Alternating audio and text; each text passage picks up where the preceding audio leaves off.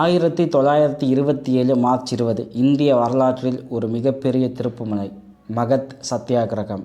மகத் பகுதியில் இருக்கும் ஒரு பொது குளத்தில் இருக்கக்கூடிய அந்த தண்ணீரை தலித் மக்கள் குடிக்கக்கூடாது அப்படிங்கிற மிகப்பெரிய தடை இருந்துச்சு. இதை கேள்விப்பட்ட அம்பேத்கருக்கு உள்ளபடியே கோபம் கொப்பளித்து அங்கே கேட்குறார், இந்த தண்ணியை நாய்கள் குடிக்கலாம், மாடுகள் குடிக்கலாம், அதில் இருக்க புழு பூச்சிகள் குடிக்கலாம், ஆனால் இந்த மக்கள் குடிக்கக்கூடாதா அப்படின்னு மிக தீர்க்கமாக மிக கோபமாக தன்னோட கேள்வியை வச்சார். காந்தியடிகள் உப்புக்காக போராடுறதுக்கு முன்னாடியே தண்ணீருக்காக போராடினவர் அம்பேத்கர்.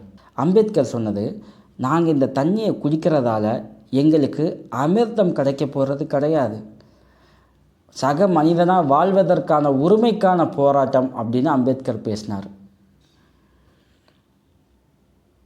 எல்லாரும் எதிர்பார்க்குற மிக முக்கியமான விஷயம், அம்பேத்கரோட வேறு ஒரு கோணத்தை இனிமே தான் பார்க்க போகிறோம்.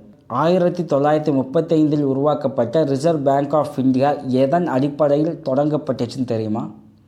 அம்பேத்கர் எழுதிய the problem of the rupee, its origin and its solution அப்படிங்கிற ஆய்வறிக்கையை பேஸ் பண்ணி தான் ரிசர்வ் பேங்க் கொண்டு வந்தாங்க.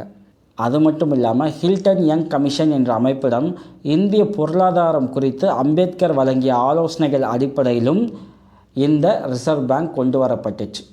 இது மட்டும் இல்லைங்க, இந்திய நீர்வள மேலாண்மைக்கு அடித்தளம் போட்டவர் அம்பேத்கர்.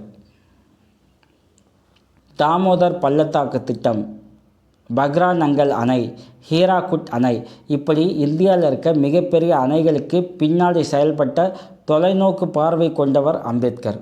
இந்தியாவில் சென்ட்ரல் வாட்டர் கமிஷன் அப்படிங்கிற அமைப்பை உருவாக்குனவர் அம்பேத்கர். இன்றைக்கி அந்த கமிஷன் தான் இந்தியாவில் இந்த நதிநீர் பங்கீடு உள்ளிட்ட பல விஷயங்களுக்கு சுமூகமான தீர்வை கொடுத்துக்கிட்டு இருக்குது.